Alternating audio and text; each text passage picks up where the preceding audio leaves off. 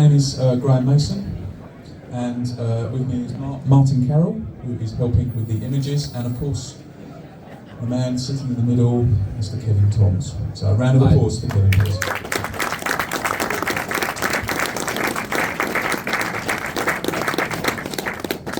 I assume you're all familiar with Kevin's game, specifically Football Manager. And if you're not, I don't really know what you're doing here. But anyway, we're going to have a chat, not just about Football Manager, but Kevin's career beforehand and after as well, of course, and take in a few other bits and pieces throughout the years. So, without further ado, let's get on with it. And where I want to go back to the start, Kevin, is how back in the 70s you got into computing and computers in the first place, and then we'll rewind a little bit and see how you combine that with another passion to end up with Football Manager. Yeah. When I was at school, there were no computers, no computer programming, nothing like that.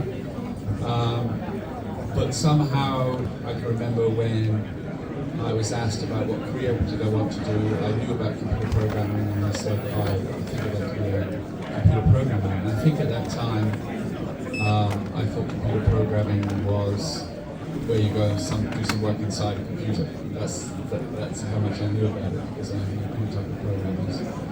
But the other thing I used to do as a hobby was I used to invent games, board games, and games with tennis rackets and things like that. Got it. Yeah, is that all right? Yeah. So I was inventing games anyway, and then had a kind of idea of becoming a computer programmer. Okay, and when you say you're inventing games, I believe your first game you created was on a programmable calculator? Yeah, that was the first computer game I wrote. So I had, as I say, dabbled around with games quite a lot as board games and games with a ball, with a tennis ball, with a football, which I used to play in the street. But then I got a job as a professional computer programmer, and realised quite quickly that this was something I could use in a games design way. And the first one that I could actually do that with was a programmable calculator. And I actually wrote a battleships game on a programmable calculator. So it was my first direct experience of writing games on a computer. How do you even do that? I can't remember. I think there was some hexadecimal you had to put in or something like that. But yeah, but I mean, it's just like you had a few characters on the screen and you would enter the locations, and so you were trying to hit the place where the battleships were stored in the device itself. Right. Okay. So going back to the board games, then growing up, they were a big passion of yours, Kevin, and you actually had the idea of becoming a board game designer as a career. Yeah, that's right. I actually there was there's a couple of funny things that I remember. One was I thought I could do this as a career, creating games and board games in particular. And it was a time when my parents had to go and see a careers master at school to have a discussion about my future career. That's the way they used to do it. And they said, "Do you have anything you want us to say to him?" And I said, "Yeah, ask him if I can get a job as a games designer, a board games designer." And so they did. They went to say that to him, and his reaction was, "It's just a phase. You grow out of it. That's not a real career." So he just, put it down as a whole idea. But I had it even then. It's funny what happened later. Anyone's flight leaving? Ice cream. So having you loving these board games, designing them, and you're working at this point on the mainframes as well? Yeah, I started working with computers on mainframe computers. It was IBM 370 clone, I think, a Univac computer.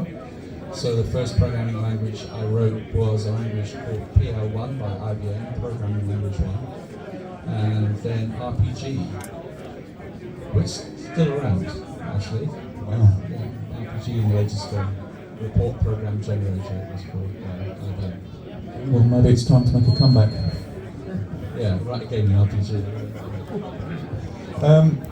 And then tell us about your first computer, which a lot of people would assume was a ZX81, but wasn't in fact. So having dabbled around with writing the program on a calculator, I also used some of the time on the mainframe to do some tech stuff as well, so I got an idea I could do it. And then I decided I'd buy a home computer and do this football game, which I had done as a board game, but really I could see would be much better as a computer game. On a home computer, and the one I got was Villordsutch, which was a TRS-80 clone, which I bought in Tottenham Court Road in London. And how much? And that cost, if I remember rightly, £325, I think. Wow. And at that time, it was equivalent to about 2,000 today, something like that. And my girlfriend at the time said, "That's ridiculous, what are you going to do with that?" And I said, no, it's going to make us money. Which it did. So, a lot of people would assume that the first version of Football Manager was on the ZX81, but it wasn't, it was on a Video Genie. Yes, that's right, I remember that. And when I said to my girlfriend, it's got to make us money, it only did because I adapted the game to the ZX81. In the first 300 games I sold after I launched on the ZX81, 297 were on the ZX81 and 3 were on the TRS-80, and I actually took it out of the advertising. It wasn't worth even continuing with it, so it became a ZX81 game. So tell us a bit about the ZX81 when it first came out. Obviously it was a game changer, excuse the pun, in the UK, massively cheaper than anything else, and revolutionised the computer market, especially in the UK. So what was your first impressions of that? How did you first encounter that? Well, I'd already done the game on the TRS-80 and I saw adverts for the ZX81, and I recognised a couple of things about it. Well, one of the main things was the price difference. It was just under £100, and I felt that this would be really practical. Also, although it was a 1K computer, you get a 16K RAM pack, and I needed that for my game. I couldn't use such a small amount of memory. And I just thought it had a lot of potential because of the price. And so I got one and I adapted it. And it proved to be very true. And I think we founded a whole market there with Simple. Yes, definitely. So having let's just rewind a little bit to the Football Manager game that you produced for the Video Genie. You said that you had the idea of taking the board game, which you had a frustration with. You tried to get it to work, the board game, but obviously, as you can imagine, with a football board game, there's a lot of faffing around with league tables and calculating and God knows what else. So I suppose suddenly, in a flash of inspiration, you realised that you could combine this with the computer, and the computer could do a certain amount of the heavy lifting. Yeah. Because I was already a computer programmer, so different to a lot of people.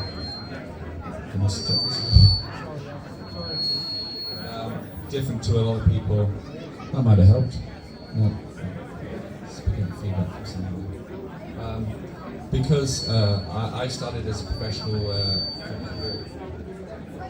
programmer. So I started as a professional computer programmer. I was first programming, but I knew about games because of my board games. Then I had the idea, because I understood programming, the things that I was having difficulty with the board game, like doing the fixtures, because that's detailed and it takes a lot of time, or calculating the league table. So like just one result, the league table changes, you try doing that manually with cards and dice, or just pieces of paper. It's a cumbersome job. But if you use a computer, it just calculates it for you. And some of you may remember it might take 30 seconds to calculate the league table in the first part of the season, but it does it for you. So I knew it was something really, really good. And the other thing was that once I created the game, I had friends playing the game on the TRS 18 and subsequently 17.1. And once they started playing, I couldn't get them off it. I mean, I designed it because I liked it myself, and it was fun for me. But they were very gripped. I couldn't get them off it. So when I was thinking of the name for the company before I started actually going commercial with it, I'd say, I was remember laying in bed on a Saturday morning thinking what can I call the company, and then I realised that everybody found it addictive. So that's how I got the name Addictive Games. Just came on that inspiration because of that. Obviously, these computers very primitive by today's standards, and possibly even by those standards back then. How did you get? I mean, because Football Manager's quite a complex game for the ZX81 and the Video Genie. How did you have to work hard to squeeze these into these small memories? Yeah, there was compromises on the design that came from the lack of memory. For example, there was so little memory that I had to choose both teams and player names that were very, very short in the ZX81. Also, if I remember rightly on the ZX81, I could only have enough space for 8 teams in each division, so it was 32 teams. I had to keep short names, so I chose the teams from the Football League on the basis of how short the name was, and the players who were popular at the time on the basis of how short their name was. So people have complained at me over the years about what Southampton, for some reason, more often than not. I don't know what it is with Southampton. The people, why wasn't Southampton in it? Because it's too long. That was it. That was the only reason. And it doesn't shrink very well. It's softer than it was. So that was the only reason. No, nothing against Southampton. Yes, he's a Torquay fan. So yeah, that's the other thing. Maybe. People tell me that Port Vale had some kind of advantage. No. I'm a Torquay fan. No team had that advantage.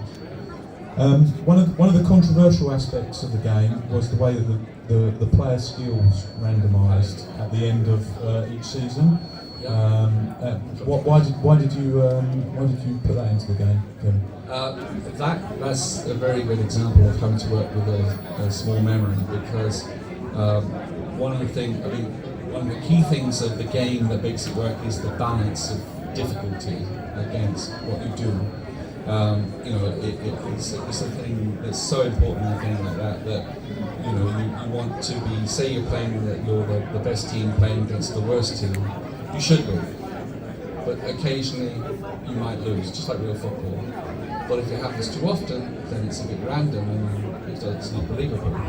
So that balance between having some random risk element and the fact that what you do has an effect is very important. But at the same time, I had very little memory to work with, so I needed to maintain challenge, and it was true, although there's a lot of counterbalances in the game to prevent you getting too easily successful, including having 7 different skill levels. One of the things that was difficult was when you had bought all the best players and you had built up funds, you could just carry on being successful. So it was a brutal way to keep you challenged, was that between seasons your players would randomise, so if you had all 5s you might lose them down to 1s and things like that. Now I wouldn't do that now with more memory notes. In fact, I haven't done it on Football Style Manager, it's more sophisticated. But it was just because of lack of memory I had to do something quick. But people always, well not always, sometimes complained about that the rating 5 players went down to 1. I think it gave me something to get angry about, which is good. Just a loss of form, isn't it? Yeah, just loss happens to everyone. Just like Ronaldo. Exactly, yeah. This is obviously all very early in the computer scene in the UK. How did you feel, because you're still selling games by mail order, So how did you feel? Did you feel like you were part of something new that was happening? Only in the extent that it was like, as others would be doing at the time, I think, were spotting that there was a market. So like, I'd written the game, recognised I could create a computer game, and saw that there were adverts for computer games, and so thought, oh, I can do that too.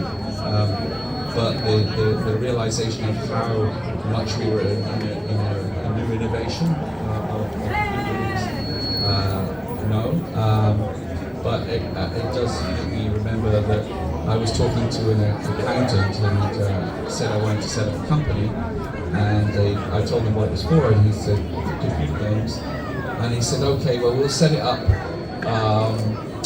so that if it folds up quickly, you'll get out of it with very little pain. And I said, why do you think it's going to fold up? And he said, oh, it's just one of those things like skateboards. And amazingly, at that time, skateboards had boomed and failed.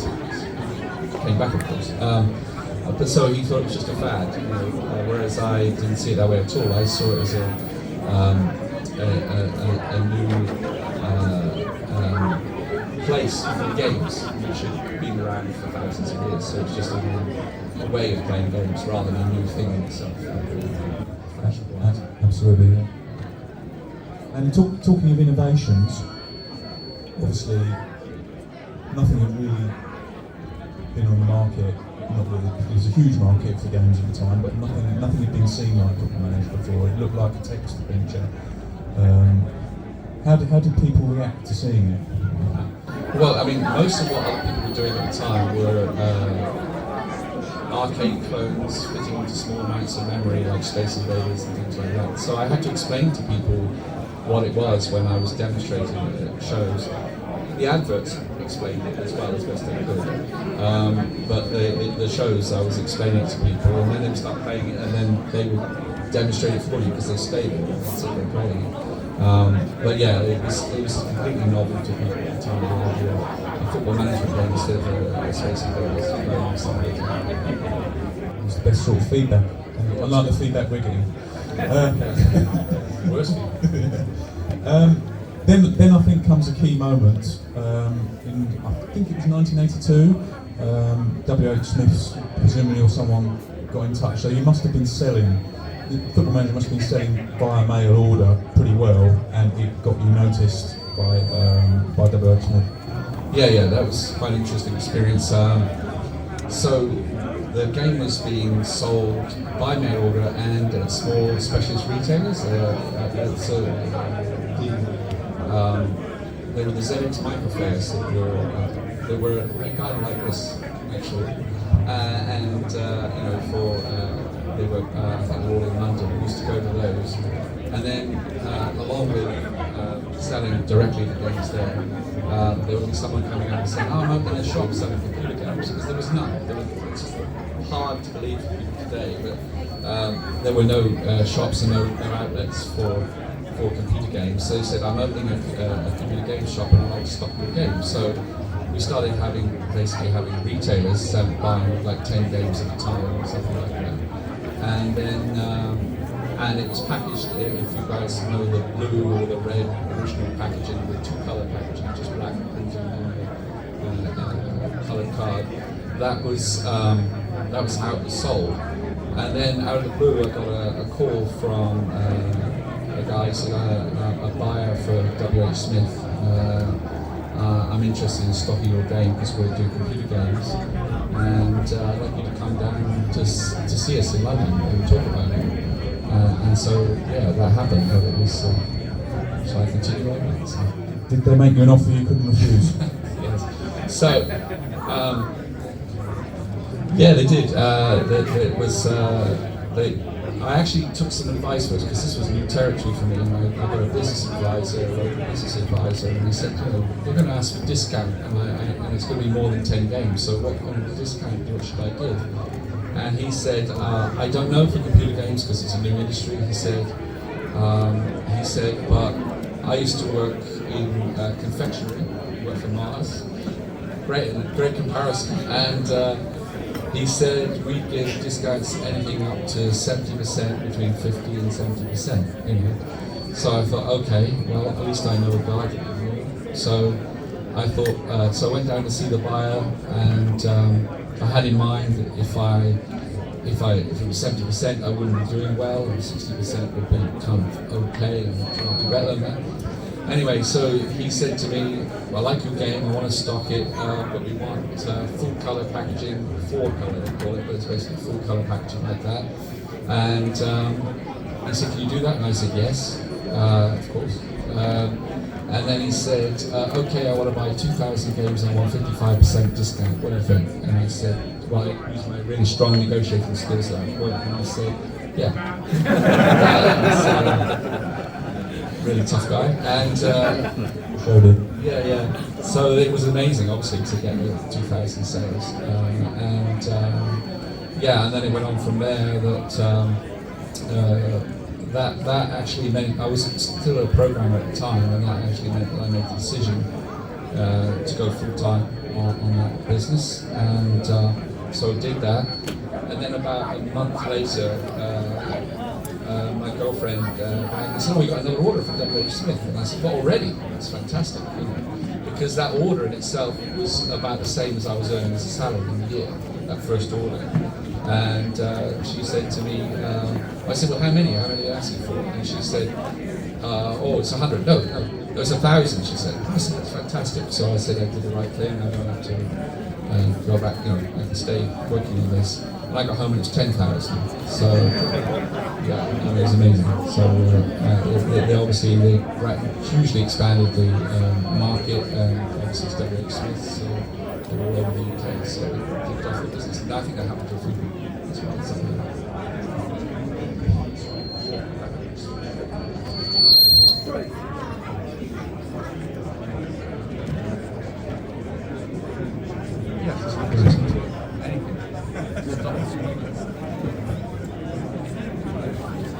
Okay.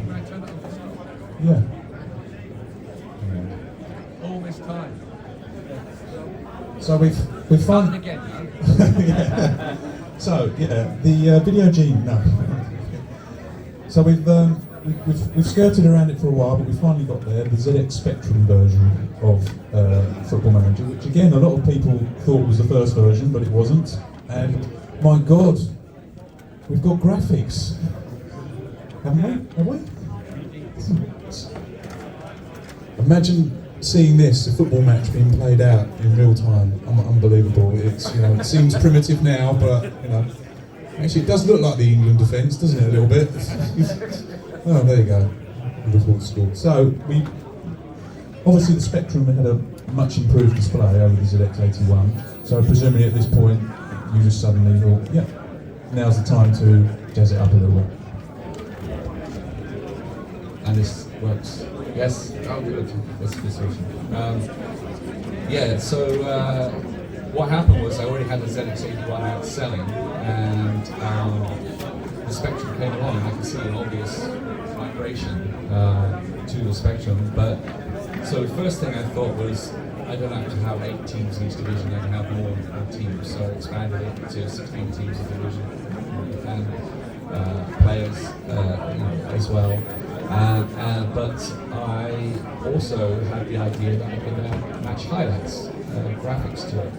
And basically I can still remember where I was sitting working on that in the corner of a flat in Milton Keynes.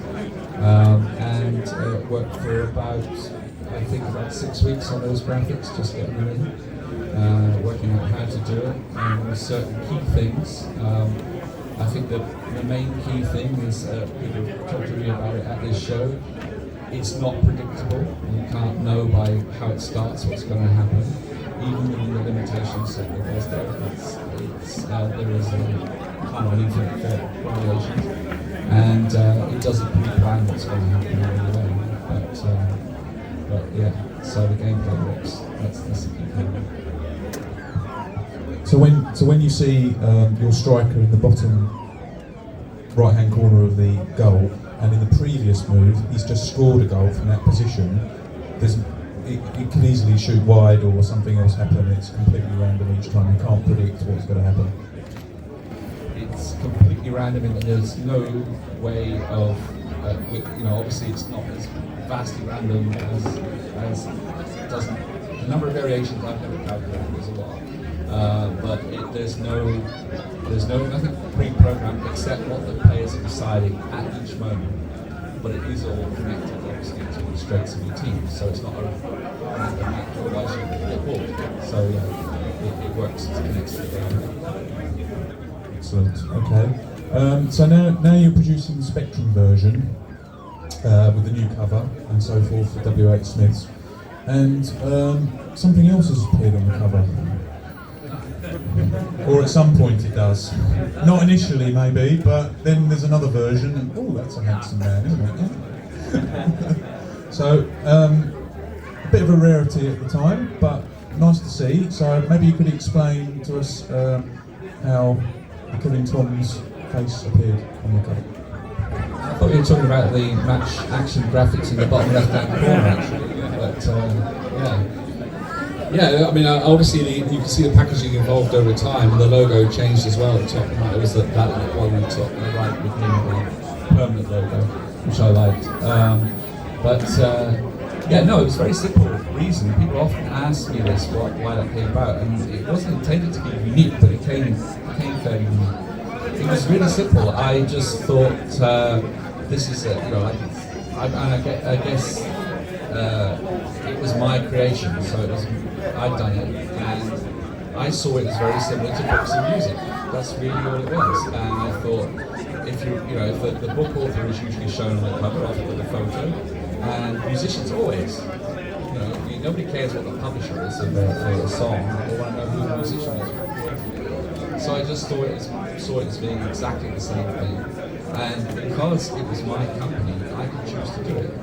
And I think a couple of things came out of that. One of the other side of it is you have to believe in your product to do it, because you're now frontman for it as well. So if it's bad, you're going to hear it. So I think that in a way it adds some credibility. But I would say I struck me earlier on that I was in comparison compared to music, it was like being a singer-songwriter. It was my own creation. So that was all it was, and I thought everybody should do it. But then I realised later that if it's somebody else owns the company, they're not going to promote you because they don't want you to realise you're valuable and move to someone else. So I think that's the main reason why it didn't happen. There was little touches of it with Imagine later with promoting the program. People like Jeff Minter were quite well known, as well, Matthew Smith. Yeah, so it became more unique than I expected, and I still think, especially for an indie developer, it's fine. But yeah, so it was an innovation, it seems. It was even a rarity for a developer to have their name on the front cover of a game. Really, it was quite often it was the name and the publisher, and that was it. So, at this point, Football Manager is presumably selling pretty well. And it stayed on the Spectrum charts in particular for an inordinate amount of time, just hung around all the time. Well, what do you attribute to its sort of staying power as a Spectrum game over the years?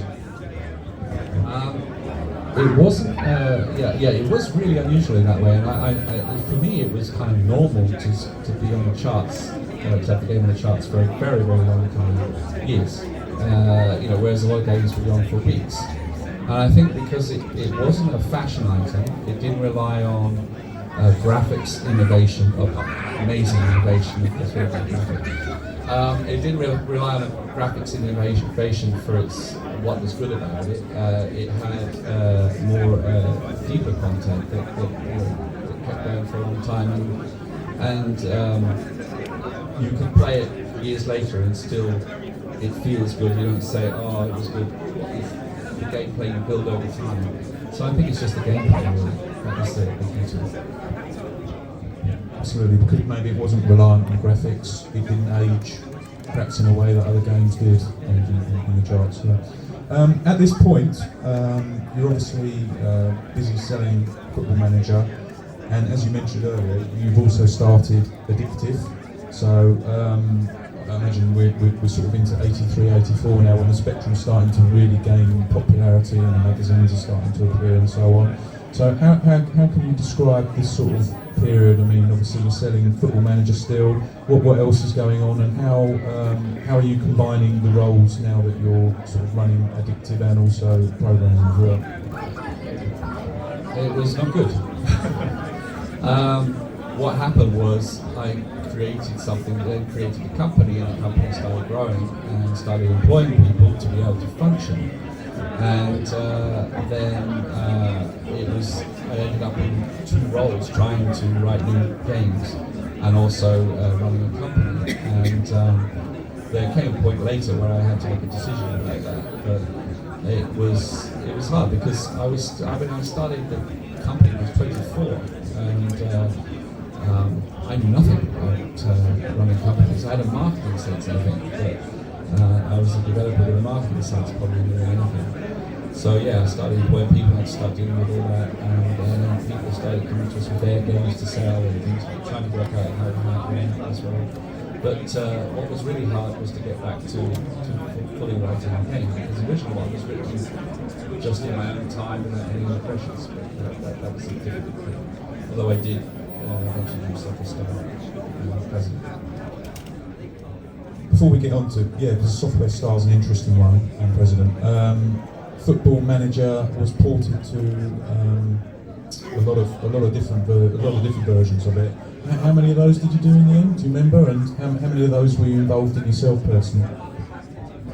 I didn't do all of them myself. I used other developers to do some of the conversions, but I supervised them. But there was about 14, and it became known for being on every format. But because it would sell on every format, like I can remember the Commodore 16 plus 4 was one of the ones that came out, and it sold extremely well on the Commodore 16, and the plus 4 was compatible with it. And there was one funny one though, which is the Auric Atmos, the Auric 1. I remember that we could never get it to work on multiple machines when we were testing it, because the manufacturing of these machines was so unreliable. With 2 different machines, it would work on one and not work on the other.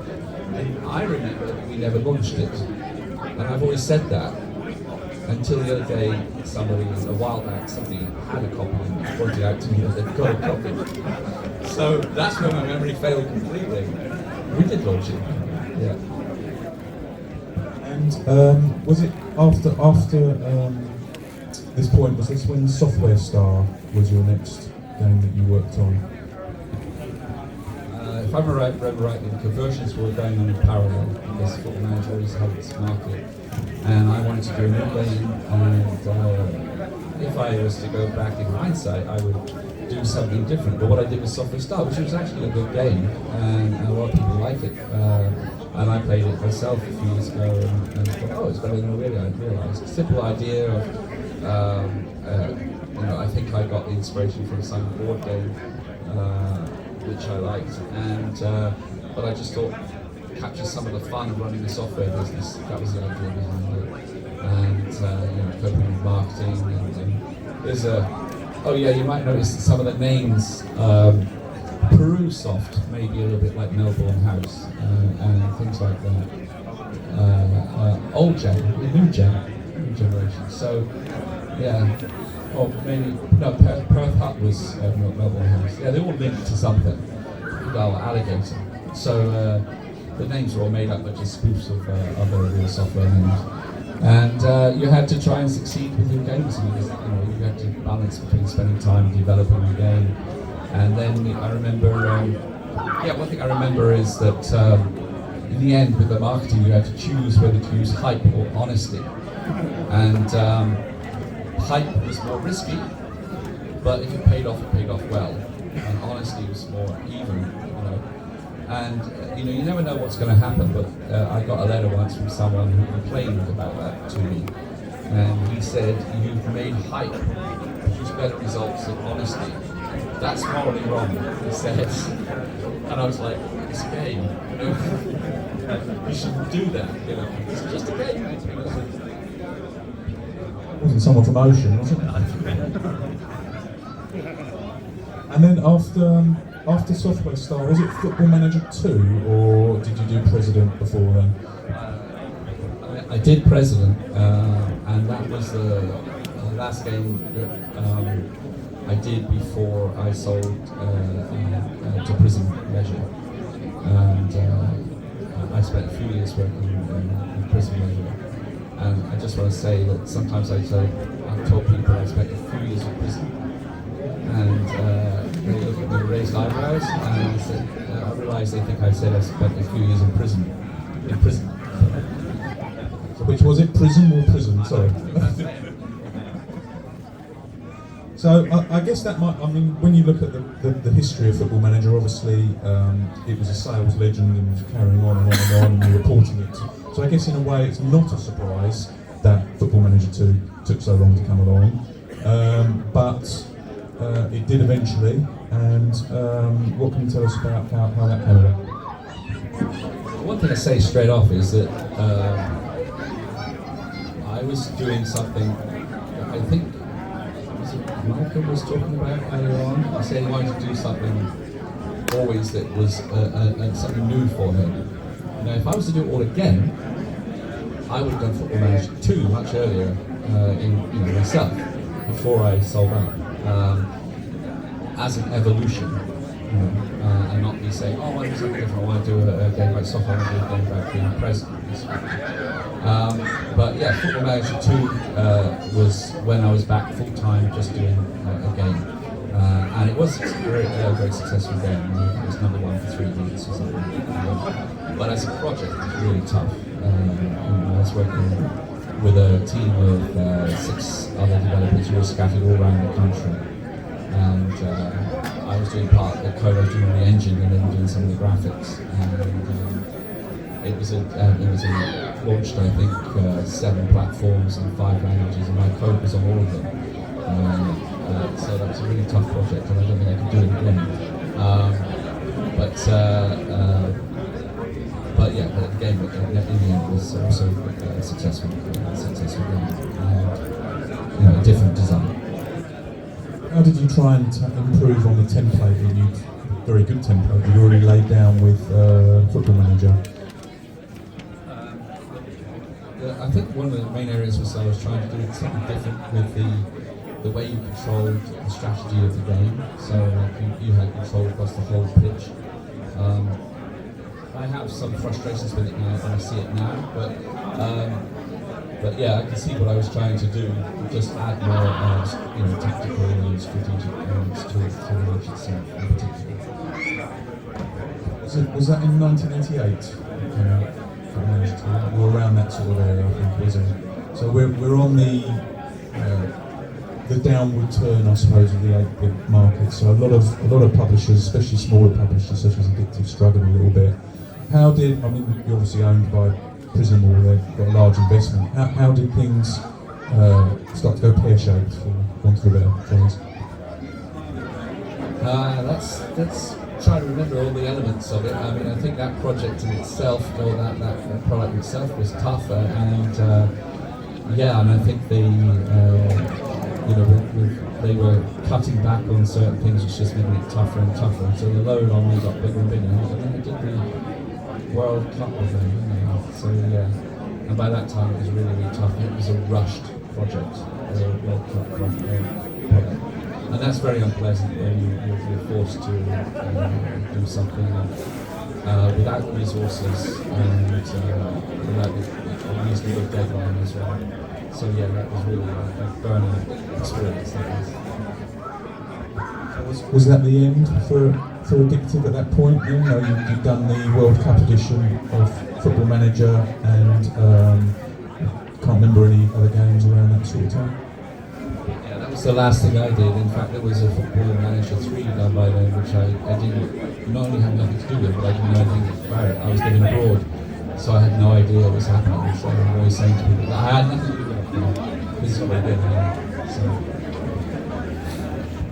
Yeah, you mentioned there about moving abroad. So you decided to go on a sort of world tour almost after Football Manager, and stayed kind of in the world of computers, but not in England. No, I lived live now in Amsterdam, and I think it was the first time I went to the Netherlands was in the early 90s. And I kind of got, I guess, hooked on being in other countries and traveling. So yeah, I've lived in about 7 different countries in total. A lot of time in New Zealand and in Canada and in the Netherlands where I'm here. Let's just wrap things up a little bit now, Kevin, but we'll go full circle before we do that, because I just want to ask you something about the original Football Manager again. Because I've spoken to a lot of coders over the years that have created great games for the Spectrum and for other computers. But you did something different with Football Manager, because you created a genre almost that people had never seen before. And as we mentioned earlier, they struggle to understand even what it was sometimes. So how do you feel about that, looking back today, that not only have you created a smash hit game, but it's a type of game that didn't exist beforehand really, and also was imitated a lot subsequently? Yeah, I'm proud of having done that.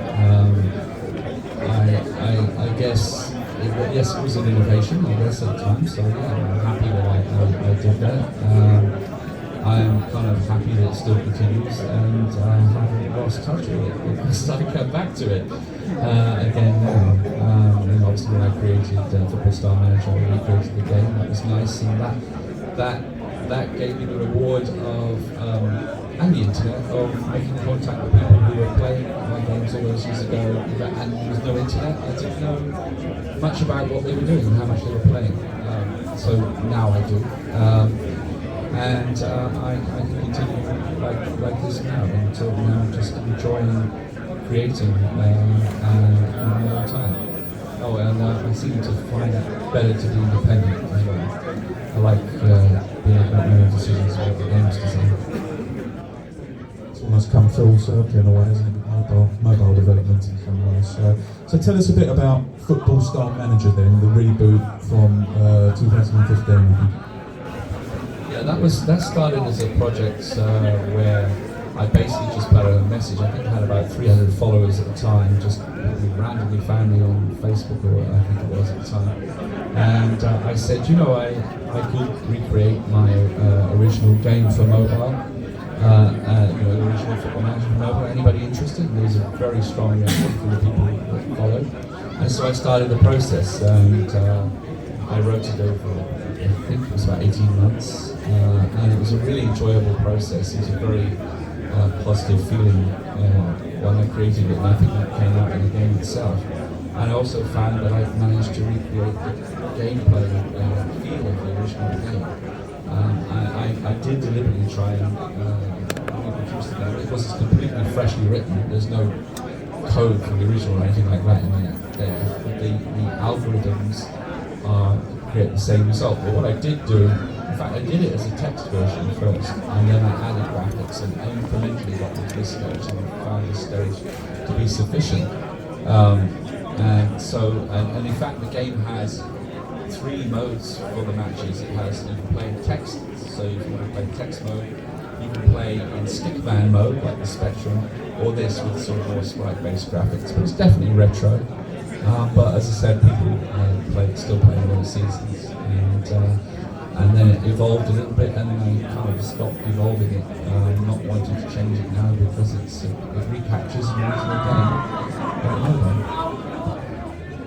Absolutely, part of the appeal of Football Manager is, I'm sure everyone would agree, is its simplicity really in a lot of ways. So you've kept that as a good homage to the original game, but you're working on something else which maybe might expand on it a little bit and do something a bit different. So having agreed not to change this one too much, I'm still planning on a little change, but not too much. I decided I still needed to kind of go where I wanted to go with it, because although football games is a genre, I think again making an analogy to music, if you say rock music, there isn't one rock band, there isn't one rock style of rock band and rock music. So although there is another Football Manager game which you may have heard of, which is quite big, that got the name from mine.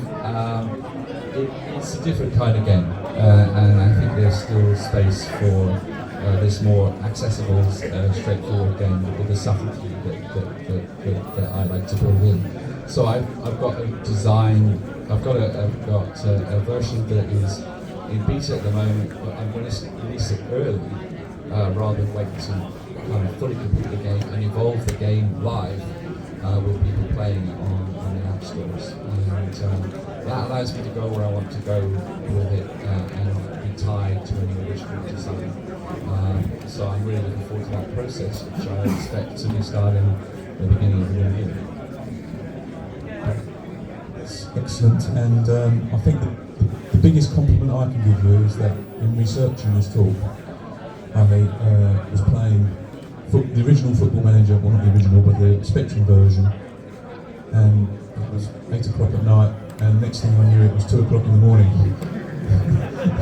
And I was still watching little black and white stick men kick a ball around, not really knowing what was going to happen, and you know, getting frustrated that suddenly my star player was the trainee or something the next season. But I think that shows you that the game has an innate simplicity that probably helped it stay on the charts and become the legend that it is today. So anyway, that concludes my chat with Kevin. Thanks so much for your time, Kevin. Thanks for coming around the talk.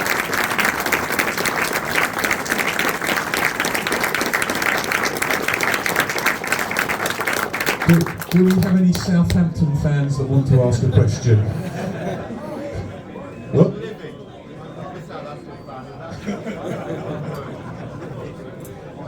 Do we have any non-Southampton fans who would like to ask Kevin a question? Yeah, we've got one right at the front. Okay, here we go. Hi Kevin. I too, as an extra prefer play party. Yeah, I remember those. And my question was, had you ever considered transferring the simulation to other sports, whether it be rugby, cricket, American football? Because I imagine it probably wouldn't be too much of a change and enter our markets eventually. Yeah, I have looked at that, but actually, like now, I'm not really interested because I still feel there's a lot of scope within the restrictions. So, touching on that point earlier on, rather than create a whole new game, I'd like to work within the constraints of saying, what can I do that's different with it? How can I innovate it? So it's a different viewpoint to say I need to take on something new. And cloning a bit, I think it's so interesting. So, Only got time for one more question, I'm afraid. So if there's one more person with a question, we've got time for one more question for Kevin. No? Why is it Southampton in it?